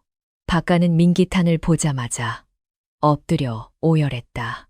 민기탄은 그를 일으켜 세우며 씁쓸한 미소를 지었다. 사람만 있었지 꼴이 말이 아니다. 두 사람은 밤새도록 그동안의 이야기를 나누었다. 조정은 썩을 대로 썩어 있었고 최무진과 곽대감 일파가 권력을 장악하고 전행을 일삼고 있었다. 억울하게 누명을 쓴 민기탄의 가문은 멸문지화, 매먼지화를 당해 뿔뿔이 흩어진 상태였다. 놈들이 혼례식 날 반대파들을 숙청하려는 음모를 꾸미고 있습니다. 장군님을 유인하려는 덫일 수도 있습니다. 박가가 우려 섞인 목소리로 말했다. 민기탄은 주먹을 꽉 쥐었다.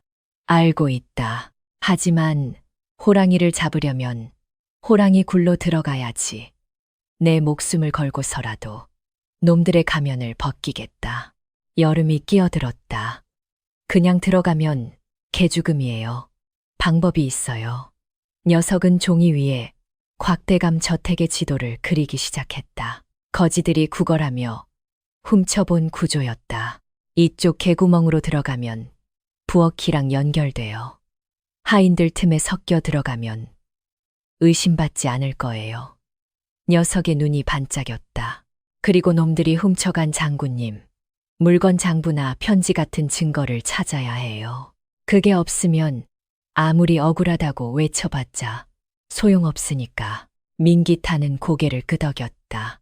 무력만으로는 해결할 수 없는 싸움이었다. 그는 여름의 지혜와 박가의 조력을 받아 치밀한 계획을 세웠다. 혼례식 날 연회장에는 박가가 상인으로 위장해 잠입하고 민기탄과 여름은 하인으로 변장해 내부로 침투하기로 했다. 결전의 날이 다가오고 있었다. 민기탄은 덥수룩한 수염을 깨끗이 밀어버렸다.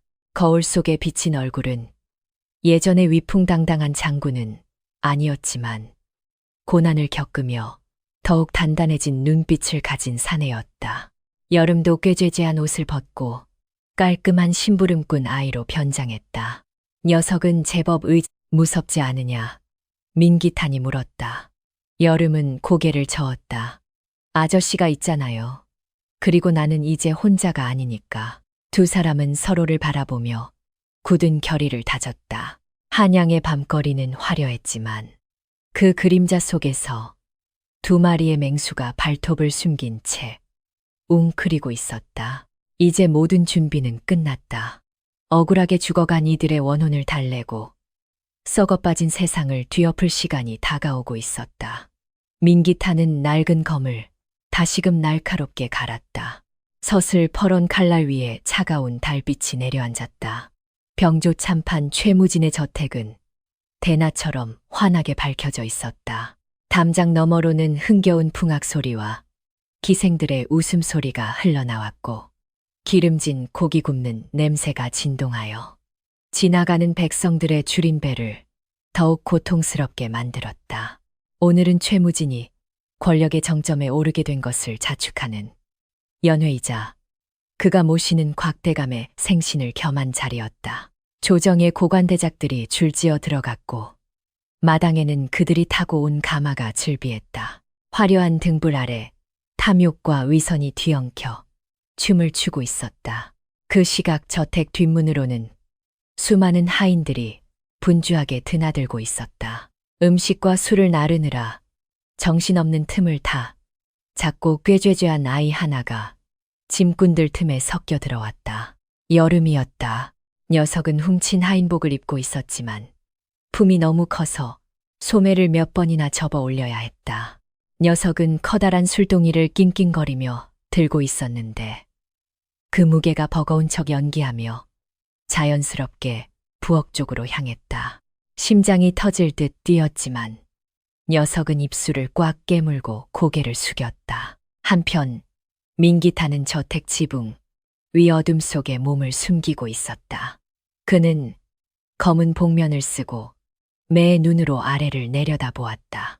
연 회장은 온갖 사내 진미로 가득했고 최무진은 상석에 앉아 거만하게 술잔을 기울이고 있었다. 그의 옆에는 곽대감이 만족스러운 표정으로 수염을 쓰다듬고 있었다. 민기탄의 손이 검자루를 으스러져라 쥐었다. 저자들이 자신의 가족을 죽이고 충직한 부하들을 몰살시킨 원수들이었다. 당장이라도 뛰어내려 목을 베고 싶었지만 그는 참아야 했다.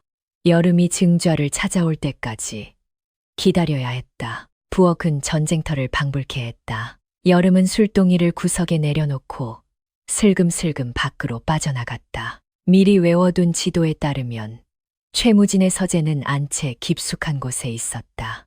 녀석은 어두운 복도를 따라 고양이처럼 소리 없이 움직였다. 곳곳에 경비병들이 서 있었지만 술에 취해 있거나 잡담을 나누느라 경계가 허술했다. 여름은 그들의 시선을 피해 화단 뒤로 마루 밑으로 몸을 숨기며 전진했다. 드디어 서재 앞에 도착했다. 문 앞에는 덩치 큰 호위무사 한 명이 지키고 있었다. 정면 돌파는 불가능했다. 여름은 주머니에서 미리 준비한 돌멩이를 꺼내 반대편 담장을 향해 힘껏 던졌다. 탁 소리가 나자 무사가 고개를 돌렸다. 누구냐? 무사가 소리 난 쪽으로 걸음을 옮기는 찰나 여름은 날쌘 다람쥐처럼 문을 열고 안으로 미끄러져 들어갔다. 서재 안은 어두웠다. 달빛만이 창살 틈으로 스며들어 희미하게 내부를 비추고 있었다. 여름은 숨을 죽이고 주위를 둘러보았다. 책장 가득한 책들과 문서들이 보였다. 어디에 숨겼을까? 녀석은 최무진의 습관을 떠올렸다. 의심 많은 자는 가장 가까운 곳에 중요한 것을 둔다. 여름은 책상으로 다가가 서랍을 뒤졌다. 없었다. 녀석은 책상 아래를 더듬었다. 손끝에 헐거워진 나무 판자가 닿았다. 빙고. 여름은 회심의 미소를 지으며 판자를 드러냈다. 그 안에는 비단으로 쌓인 장부 하나가 들어있었다. 떨리는 손으로 장부를 펼쳐보니 최무진이 오랑캐들과 내통하고 군수물자를 빼돌린 기록이 빼곡하게 적혀 있었다. 결정적인 증거였다. 녀석은 장부를 품에 넣고 다시 밖으로 나가려 했다. 그때였다. 끼익 문이 열리며 하인 우두머리인 집사가 들어왔다. 그는 촛불을 켜려다 책상 밑에 웅크리고 있는 여름과 눈이 딱 마주쳤다. 내 이놈 거기서 뭐 하는 짓이냐? 집사가 소리치며 달려들었다. 여름은 반사적으로 집사의 정강이를 걷어차고 문 밖으로 뛰쳐나갔다. 도둑이야 자객이다. 집사의 고함 소리가 저택 전체에 울려 퍼졌다. 연 회장은 순식간에 아수라장이 되었다. 술에 취해 비틀거리던 고관들이 비명을 지르며 도망쳤고 호위무사들이 칼을 뽑아들고 뛰어왔다. 최무진은 안색이 창백해져서 자리에 벌떡 일어났다. 무슨 일이냐? 감히 어느 안전이라고 소란을 피우는 게냐? 그가 호통을 쳤다. 여름은 쫓아오는 무사들을 피해 연 회장 쪽으로 달렸다. 녀석의 작은 몸집은 사람들 다리 사이를 빠져나가기에 유리했다. 그러나 앞뒤가 모두 막혔다. 무사들의 칼날이 녀석을 향해 날아들었다. 잡았다 이 쥐새끼. 바로 그 순간 지붕 위에서 검은 그림자가 떨어져 내렸다. 쾅 굉음과 함께 흙먼지가 피어올랐다. 무사들이 기겁하며 뒤로 물러났다. 먼지가 가라앉자 그곳에는 민기탄이 서 있었다. 그는 천천히 복면을 벗어던졌다. 흉터 투성이의 얼굴이 드러나자 좌중은 찬물을 끼얹은 듯 조용해졌다. 최무진, 오랜만이다. 민기탄의 목소리는 지옥에서 울려 퍼지는 듯 낮고 무거웠다. 최무진은 뒷걸음질 치며 의자를 넘어뜨렸다. 민기탄 내 놈이 어떻게 살아있는 것이냐. 귀신이다. 귀신이 나타났다. 그는 공포에 질려 횡설수설했다. 민기탄은 검을 뽑아들었다. 서슬퍼런 칼날이 번뜩였다. 귀신이 아니다. 내 놈이 죽인 원혼들을 대신해 내 놈의 목을 치러 온 저승사자다. 그는 한 걸음씩 최무진을 향해 다가갔다. 무사들이 그를 막아서려 했지만 민기탄의 기세에 눌려 감히 덤비지 못했다. 저놈을 쳐라. 당장 죽여라. 뭐 하고 있느냐. 최무진이 발악하며 소리쳤다.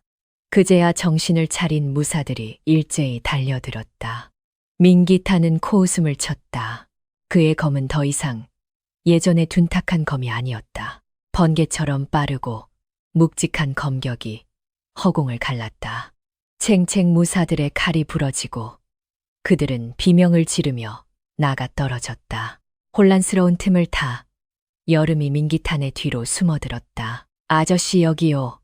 녀석은 품에서 장부를 꺼내 민기탄에게 던졌다. 민기탄은 허공에서 장부를 낚아챘다.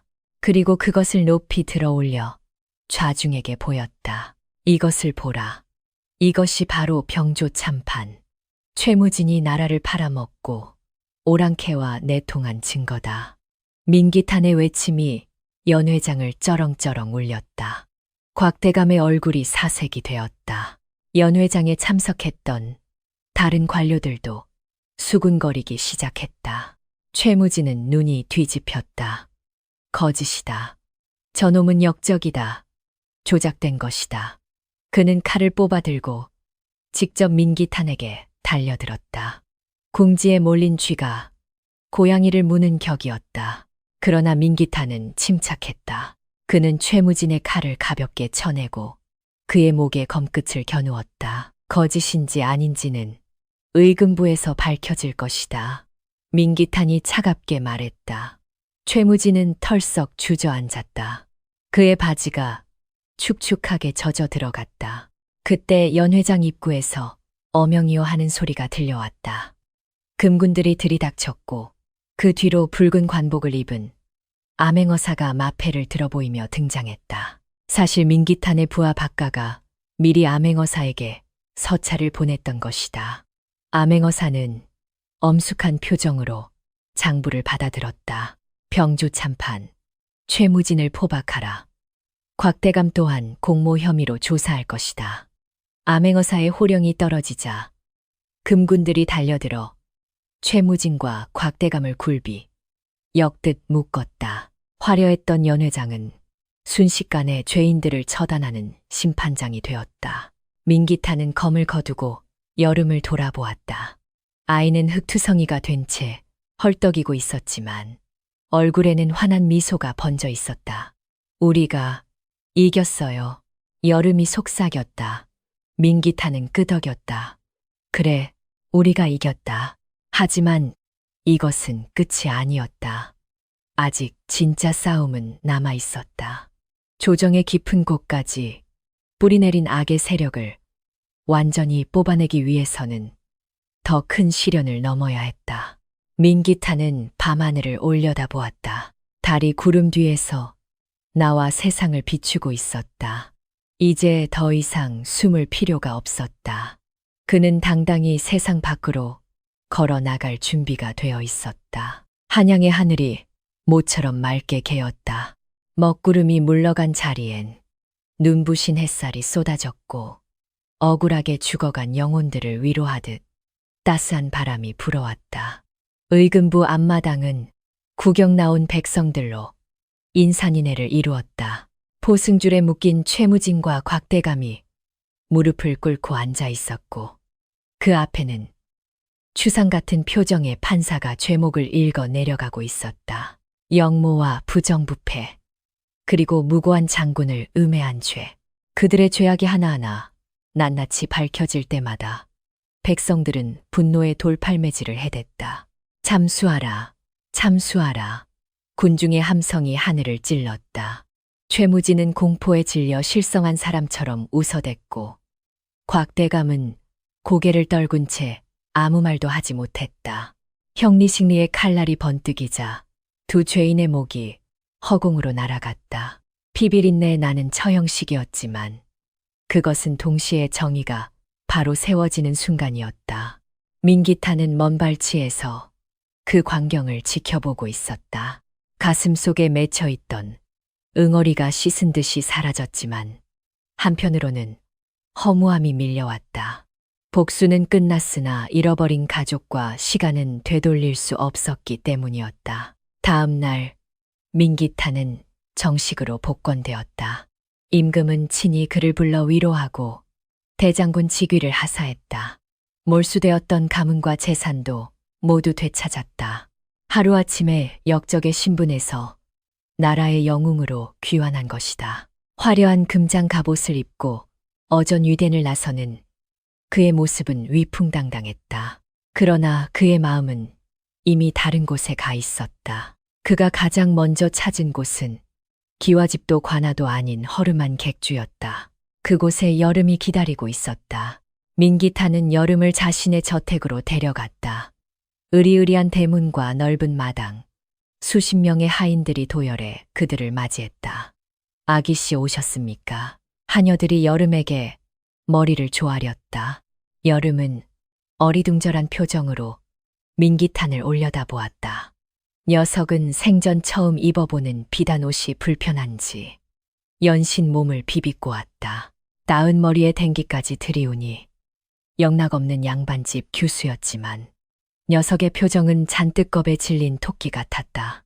이제부터 이곳이 내 집이다. 춥고 배고픈 날들은 끝났다. 민기탄이 온화한 미소를 지으며 말했다. 그는 여름에게 최고의 대우를 해주었다. 산의 진미가 차려진 밥상이 하루 3번 들어왔고 폭신한 목화솜 이불이 깔린 침소가 마련되었다. 글 선생과 예절 선생도 붙여주었다. 민기탄은 여름을 수양딸로 삼아 남부럽지 않게 키울 생각이었다. 그것이 자신을 살려준 은인에 대한 보답이자 잃어버린 자식에 대한 그리움을 채우는 길이라 믿었다. 그러나 여름은 행복하지 않았다. 기름진 음식은 입에 맞지 않아 배탈이 나기 일쑤였고 푹신한 이불에서는 잠이 오지 않아 마룻바닥에 내려와 자야 했다. 무엇보다 견디기 힘든 것은 높은 담장이었다. 사방이 막힌 저택은 녀석에게 감옥이나 다름없었다. 녀석은 담장 너머에서 들려오는 저작거리의 소음과 새들의 지저김을 그리워했다. 하녀들이 쫓아다니며 아기씨 뛰시면 안 됩니다. 아기씨 채통을 지키십시오. 라고 잔소리를 해댈 때마다 숨이 턱턱 막혀왔다. 어느 날 밤 민기탄은 서재에서 병서를 읽고 있었다. 문 밖에서 기척이 느껴졌다. 들어오너라. 방문이 열리고 여름이 들어왔다. 그런데 녀석의 차림새가 이상했다. 비단 옷을 벗어던지고 예전의 낡은 삼배옷을 입고 있었다. 등에는 작은 보찜까지 메고 있었다. 민기탄은 놀라서 책을 덮었다. 여름아, 그게 무슨 차림이냐? 어디 가려는 것이냐? 여름은 털썩 무릎을 꿇고 큰 절을 올렸다. 나리, 아니 아버님, 소인은 떠나야겠습니다. 녀석의 목소리는 떨리고 있었지만 단호했다. 민기탄은 자리에서 벌떡 일어났다. 떠나다니, 여기가 내 집인데 어디로 간단 말이냐? 혹시 하인들이 괄시라도 하더냐? 내가 당장 엄벌에 처하겠다. 여름은 고개를 저었다. 아닙니다. 다들 저에게 너무 잘해주십니다. 분에 넘칠 정도로요. 하지만 녀석은 눈물을 글썽이며 말을 이었다. 저는 비단 옷보다 거친 삼배옷이 편하고 기름진 고기보다 풀뿌리 죽이 더 입에 맞습니다. 그리고 무엇보다 녀석은 잠시 뜸을 들이더니 민기탄을 똑바로 쳐다보았다. 저는 의원이 되고 싶습니다. 담장 안에 갇혀서 수놓으며 사는 교수가 아니라 병든 사람들을 찾아다니며 고쳐주는 의원이 되고 싶어요. 민기탄은 말문이 막혔다. 그는 여름이 단순히 가난이 싫어서가 아니라 자신의 꿈을 찾기 위해 떠나려 한다는 것을 깨달았다. 의원이라 험하고 고단한 길이다. 천대받고 무시당하는 길이야. 그래도 가겠느냐. 네, 제 부모님처럼 돈 없어서 죽는 사람이 없게 만들고 싶어요. 그리고 아저씨가 그랬잖아요. 사람을 살리는 일이 칼 쓰는 일보다 위대하다고. 여름이 씩씩하게 대답했다. 민기탄은 쓴웃음을 지었다. 제 꾀에 제가 넘어간 꼴이었다. 그는 아이의 눈을 들여다보았다. 그 눈빛은 눈보라치는 산속에서 자신을 살려냈던 그때처럼 강인하고 맑게 빛나고 있었다. 저런 눈을 가진 아이를 새장 속에 가둬둘 수는 없었다. 알겠다. 민기탄이 긴 한숨을 내쉬며 자리에 앉았다. 내 뜻이 정 그렇다면 막지 않겠다.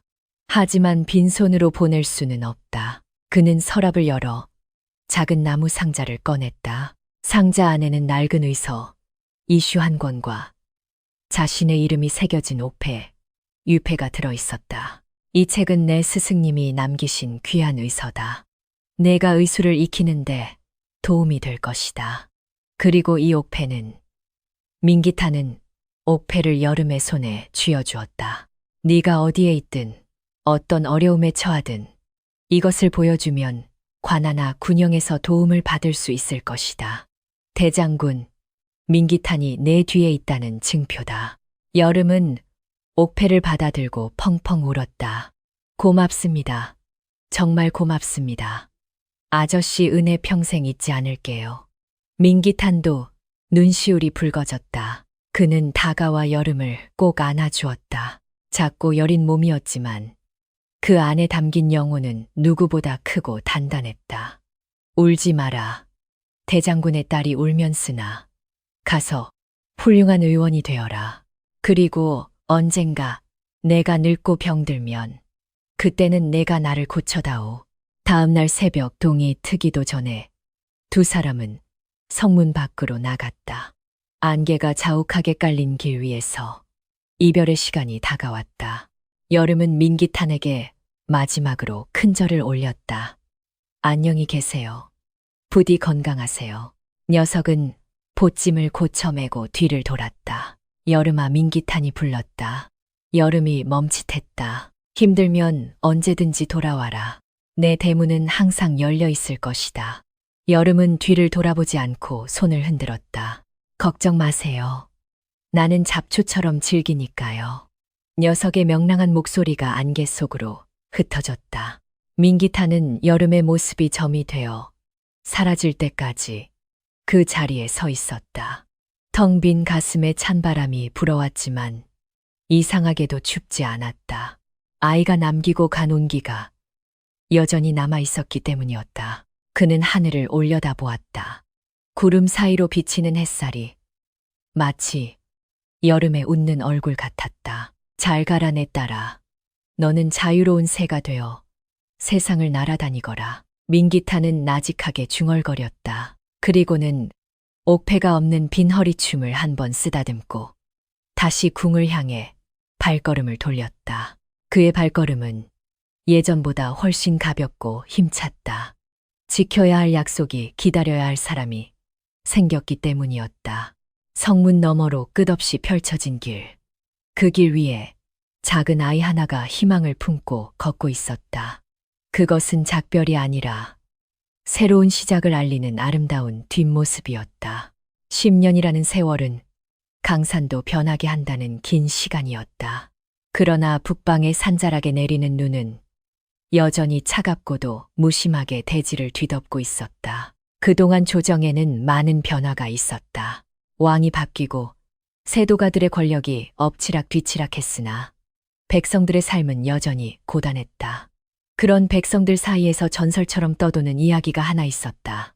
전국 팔도를 떠돌며 죽어가는 사람을 살려낸다는 신비한 여의원 유이인에 관한 소문이었다. 그녀는 이름도 없이 그저 약초사라고만 불렸으며 돈 없는 이들에게는 진료비를 받지 않고 부자들에게는 쌀가마니를 내놓게 하여 가난한 이들에게 나눠준다고 했다. 어느 장날 왁자지껄한 장터 한 구석에 사람들이 구름대처럼 몰려들었다. 비켜라. 약초사님 오셨다. 누군가의 외침에 홍해가 갈라지듯 길이 열렸다. 그 길 끝에 삿갓을 깊게 눌러쓴 젊은 여인이 앉아 있었다. 그녀는 허름한 무명옷을 입고 있었지만 소매 끝으로 살짝 보이는 손목에는 옥색 패물이 영롱하게 빛나고 있었다. 여름이었다. 이제는 어엿한 20살의 처녀가 된 그녀의 눈빛은 예전보다 훨씬 깊고 단단해져 있었다. 아이고 의원님, 제 아이가 며칠째 열이 펄펄 끓고 헛소리를 합니다. 제발 살려주십시오. 한 아낙네가 아이를 업고 와 울며 매달렸다. 여름은 침착하게 아이의 맥을 짚고 눈을 까뒤집어 보았다. 걱정 마십시오. 급체에 풍안이 겹친 것입니다.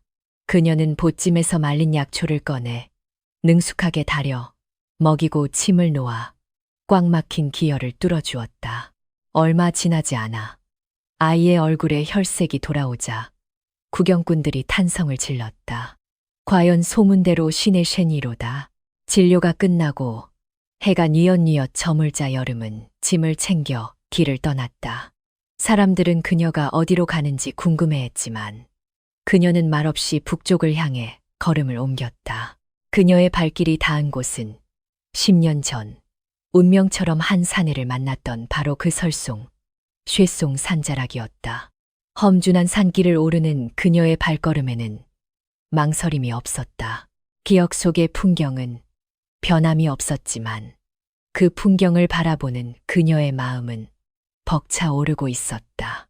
산 중턱, 옛날 그들이 숨어 지냈던 동굴 근처에는 작은 초가집 한 채가 서 있었다.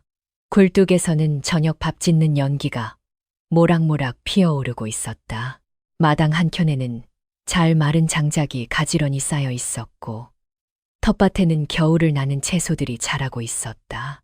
그 평화로운 풍경 속에 백발이 성성한 노인 한 명이 도끼질을 하고 있었다. 세월의 흐름의 주름은 깊어졌지만 그 단단한 어깨와 곧은 허리는 여전했다. 민기탄이었다. 그는 대장군의 화려한 관복을 벗어던지고 약속대로 이곳에 내려와 조용히 여생을 보내고 있었다. 민기탄은 도끼를 내려놓고 허리를 폈다. 후, 이제 나도 늙었구먼. 그가 땀을 닦으며 혼잣말을 했다. 그때였다.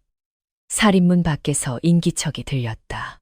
산짐승인가 싶어 경계심 어린 눈으로 고개를 돌린 그의 시야에 한 여인이 들어왔다. 눈보라를 헤치고 걸어온 탓에 어깨와 머리에 하얗게 눈이 쌓여 있었지만 삿갓 아래로 보이는 그 눈빛만은 또렷하게 기억하고 있었다. 뉘신지. 민기탄이 눈을 가늘게 뜨고 물었다. 여인은 천천히 삿갓을 벗었다. 까만 눈동자가 반달처럼 휘어지며 웃었다. 지나가던 약초사입니다. 혹시 밥 한 끼 얻어먹을 수 있을까요? 밥값은 할 테니. 민기탄의 눈이 커졌다. 도끼 자루를 쥐고 있던 손이 덜덜 떨렸다. 10년이라는 세월이 흘렀지만 저 당돌한 말투와 장난기 어린 미소를 잊을 리 없었다. 여름이냐? 그가 믿기지 않는다는 듯 되물었다. 여름은 고개를 끄덕이며 허리춤에 매달린 옥패를 들어보였다. 네, 아버님. 저 왔어요. 아이고, 이 녀석아 살아있었구나. 민기탄은 도끼를 내팽개치고 달려와 여름을 와락 껴안았다. 투박하고 거친 손이 여름의 등을 두드렸다. 어디 갔다가 이제야 온 것이냐. 내 너를 얼마나 기다렸는데. 그의 목소리가 물기에 젖어 떨렸다. 여름도 민기탄의 품에 얼굴을 묻고 눈물을 흘렸다. 죄송해요. 너무 늦게 왔죠. 의술 배우느라 좀 바빴어요. 두 사람은 방으로 들어갔다. 방 안은 소박했지만 따뜻했다. 아랫목에는 잘 마른 약초들이 널려 있어 익숙한 냄새가 났다. 아니, 대장군께서 어찌 이런 누추한 곳에 사십니까? 고래등 같은 기와집은 어쩌고. 여름이 방을 둘러보며 농을 던졌다. 민기타는 껄껄 웃었다. 나에게는 이 초가삼간이 궁궐보다 편하다. 그리고 네가 언제 올지 몰라. 문을 열어두고 기다리려면 여기가 제일 좋지 않으냐. 여름은 부엌으로 나가 소매를 걷어붙였다. 오랜만에 제가 실력 발휘 좀 해볼게요. 아버님 좋아하시는 걸로. 민기타는 기대에 찬 눈빛으로 물었다. 오, 고기 반찬이라도 해주는 게냐. 여름은 의미심장하게 웃으며 밖으로 나가 언 땅을 파헤치기 시작했다. 잠시 후 밥상 위에 김이 모락모락 나는 그릇 2개가 올라왔다. 희끄무레한 죽이었다. 민기타는 숟가락을 들고 그릇을 들여다보았다. 이것은 띠뿌리 죽이에요. 10년 전에 우리 살려준 그 죽. 여름이 숟가락을 건넸다. 민기타는 피식 웃음을 터뜨렸다. 하하, 천하의 명의가 되었다더니 기껏 해온다는 게 띠뿌리 죽이냐. 이게 얼마나 귀한 건데요. 맛이나 보셔요. 민기타는 죽을 한 숟가락 떠서 입에 넣었다.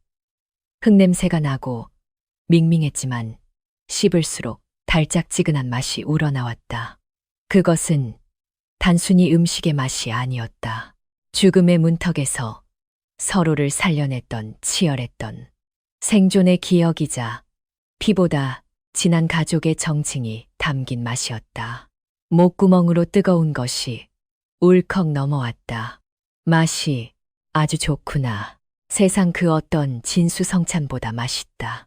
민기탄이 눈가를 훔치며 말했다. 두 사람은 밤이 깊도록 이야기꽃을 피웠다. 여름은 그동안 전국을 돌며 겪었던 환자들의 이야기를 해주었고, 민기탄은 텃밭을 가꾸며 느낀 소소한 일상의 즐거움을 들려주었다. 여름의 이야기는 영웅담이었고, 민기탄의 이야기는 평화였다. 서로 다른 길을 걸었지만 그들의 마음은 항상 하나로 이어져 있었다. 그래, 이제 의술은 다 배웠느냐? 민기탄이 물었다. 여름은 고개를 저었다. 아니요. 사람의 몸은 우주와 같아서 평생을 배워도 모자라요. 그래도 이제는 알 것 같아요. 의술은 기술이 아니라 마음이라는 걸요. 아버님이 저를 살려주신 그 마음처럼요. 민기탄은 흐뭇하게 고개를 끄덕였다. 내 말이 맞다. 나는 평생 칼로 세상을 바꾸려 했지만 너는 침 하나로 세상을 바꾸고 있구나. 네가 나보다 훨씬 훌륭한 장군이다. 에이, 비행기 태우지 마세요. 저는 그냥 떠돌이 약초사일 뿐이에요. 여름이 수줍게 웃었다. 밤이 깊어지자 밖에는 다시 한방눈이 내리기 시작했다. 사각사각 눈 쌓이는 소리가 정겹게 들려왔다. 민기탄은 문을 열고 밖을 내다보았다. 온 세상이 하얗게 변해 있었다. 10년 전 그날처럼 춥고 혹독한 겨울이었지만 지금 이 방 안은 그 어느 때보다 따뜻했다. 여름아, 네, 이제는 가지 말고 여기서 살면 안 되겠느냐. 여름은 잠시 생각에 잠기더니 고개를 저었다. 아직 저를 기다리는 환자들이 너무 많아요. 하지만 그녀는 민기탄의 손을 꼭 잡았다. 봄이 오면 다시 올게요. 꽃 피고 새울 때, 그때 와서 아버님이랑 나물 캐러 갈게요. 민기탄은 아쉬웠지만 끄덕였다. 그녀는 바람 같은 아이였다. 어딘가에 머무르기보다는 세상 속으로 흘러가야 할 존재였다. 그러나 이제는 안다. 그녀가 어디에 있든 언제나 자신의 딸이라는 사실을, 그리고 언젠가는 반드시 돌아올 것이라는 사실을. 다음 날 아침 여름은 다시 보찜을 쌌다. 민기탄은 마을 어귀까지 그녀를 배웅했다. 건강하세요. 술 너무 많이 드시지 마시고요. 여름이 잔소리를 늘어놓았다. 알았다, 알았어. 너나 밥 굶지 말고 다녀라. 민기탄이 손을 흔들었다. 여름은 하얀 설원 위로 멀어져 갔다. 그녀의 발자국이 눈 위에 길게 남았다. 민기탄은 그 뒷모습이 보이지 않을 때까지 자리를 지켰다. 10년 전에는 살기 위해 도망치던 길이었지만 이제는 사람을 살리기 위해 나아가는 길이었다. 전설의 약초사 혹은 신이라 불리는 여인. 그녀의 이름이 역사책에 기록되지는 않았으나 그녀에게 생명을 빚진 수많은 백성들의 마음속에 영원히 기억될 것이다. 그리고 그 전설의 시작에는 잊혀진 장군과 한 그릇의 띠뿌리 죽이 있었다. 민기타는 하늘을 올려다보았다. 눈이 그치고 햇살이 비치고 있었다. 봄이 멀지 않았구나. 그는 빙그레 웃으며 집으로 돌아갔다. 그의 발걸음은 더 이상 외롭지 않았다.